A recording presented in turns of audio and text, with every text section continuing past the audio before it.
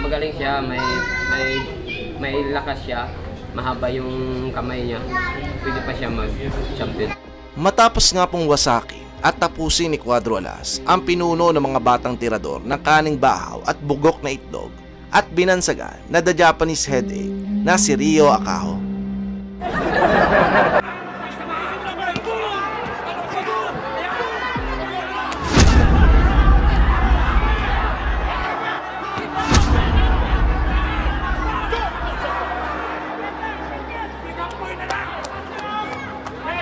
Dahil nga po dito ay muling kuminang at pinag-usapan muli sa mundo ng palakasan ang angas ng Pinas, John Riel Casimero, ang nag-iisang boksingerong may muscle sa muka dahil sa kunat ng pagmumukha nito.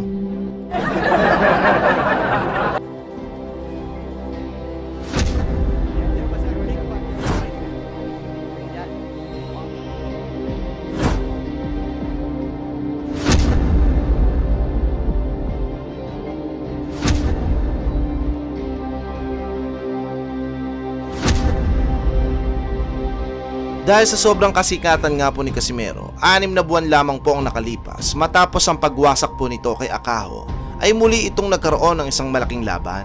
Sa tagpo na ito mga master ay isang title match ang naikasang laban kay Casimero. Ang susunod po kasing makakalaban nito ay ang may hawak ng WBO Global Bantamweight title at sinasabing kasing lakas nga po ni Taguro. Ayon kasi sa malaalamat na kwento ng mga barbero ay noong nagsisimula pa lamang ito sa boxing ay marami na itong insektong natires at naiulam. Kung sino ang nakakilabot na kampiyon na ito, ito'y walang iba kundi ang bato-bato at gwapong-gwapo na sina Tipus Ngitumbua, ang nag-iisang boksingero nakapatay ng 100 langgam sa likod ng bahay nila.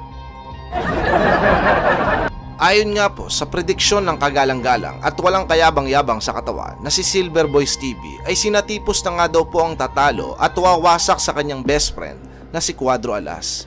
Ito ay dahil iba daw po ang kalibre nitong sina Tipus.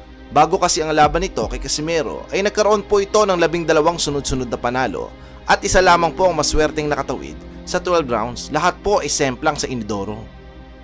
Binansagan din po itong energy drink dahil bago po ito sumampas sa lona ay 20 pinaghalo-halong Sting, Red Bull, Cobra ang nilalaklak po nito na dahilan kung bakit sobrang tindi at agresibo po nito na para bang mabangis na kambing sa ibabaw ng ring. Nakakatindig balahibo din po ang knockout power percentage ito na meron lang naman po na 91.67%. Kaya naman taas noo at inakala ng mga basher ni Casimero na pupulutin nga sa kangkungan ng angas ng Pinas. Pero ayon nga po kay Casimero, kahit mukhang kapre ang mga kalaban nito ay ni konti ay di siya nakakaramdam ng takot dito sa batang nemik na sina Tipus Ngitumbua. At ito na nga mga master, May 13 taong 2023 ang paghaharap ng angas ng Pinas at ni Boy Energy Drink sa ibabaw ng lona.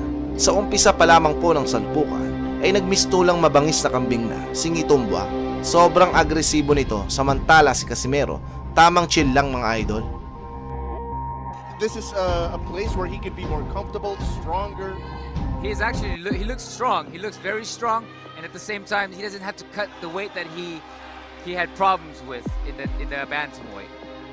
For the defending champion, Philippus Energy Ngitumbua, that's a key term that we have to put out here. Energy. Yes, you're the defending champion, but you are fighting on your opponent's home Punches. Chin is up in the air. John Riel can time it. Coming up on a minute remaining in the opening round. All fighters looking to trade early and often. Well, let's remember that Filippo also does have that ability to switch. So let's see if he does change that in the second round. Great point. He slaps with those overhand, but I think it's the accumulation of punches that he does damage people or his fighters, opponents. He's trying to protect himself with that shoulder. Ngitumbua.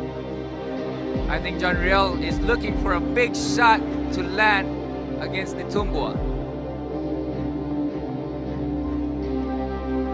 Ngitumbua trying to unload with that right hand. Staying active with the jab as well. Casimero trying to go to the body but met with that left hook counter by Ngitumbua. Sa pagsapit naman ng round 3 hanggang round 5, mga master, dito ay pinakita na ni Casimero kung sino siya. Pero sadyang malakas at sakunat din pala itong si Boy Energy Drink. Dahil kahit nakakatikim na ito na mabibigat na kamao de gulat kay Cuadro Alas, ay tila ba kinakaya nito ang mga suntok na tumatama dito. With great certainty, and he's pressing forward with great defense and smothering Janriel Casimiro's punches. John Riel bobbing, weaving, looking for an opening again. The straight, and I think, like Rachel said, investing in that body shot is gonna be a big help for Casimiro. But John Riel, He's ranging him. He's finding that distance so he can throw and unload that right overhand. oh, look at some. Yes, Nitumba is having a little bit of fun with the crowd and more concerned with the crowd than circling around the ring, bobbing and weaving. And using those jab behind to throw those big shots. Again, body shots and Oh, nice Nice shot. overhand. overhand. Yes. That's exactly what Casimiro has been waiting for. Oh, Casimero. he's saved by the bell. Pero sa pagsapit ng round 6 mga idol, dito na natsyempohan ni Cuadro Alas ang madulas at makunat na si Boy Energy Drink. Muntik nang maputol ang ulo ni Nitumba sa lakas ng counter left hook na pinakawala ni Casimero. Parang nahilong unggoy si Natipos sa kinain na suntok sa Pinoy. When you put in all that work in that round and they get away with the... Oh! John Riel. He went out. Tumba is Get down Nitumba on the down. mat, getting counted. His legs are wobbling. Is he going to come towards the ref? And the defending champion has been knocked down. They're Casimero. allowing it to go. Casimero going in for the kill. Casimiro going for the kill. He's trying to get the distance to be able to hit him. Nitumba was Tumba's out. covering up, trying to hit him with that. He's trying to save right now by holding John Riel Casimiro. He's wobbly. He's wobbly, Nonito. He's just one punch away. Just one punch away. I think an uppercut will do this one. John Riel just needs to get that distance to be able to fire his shot.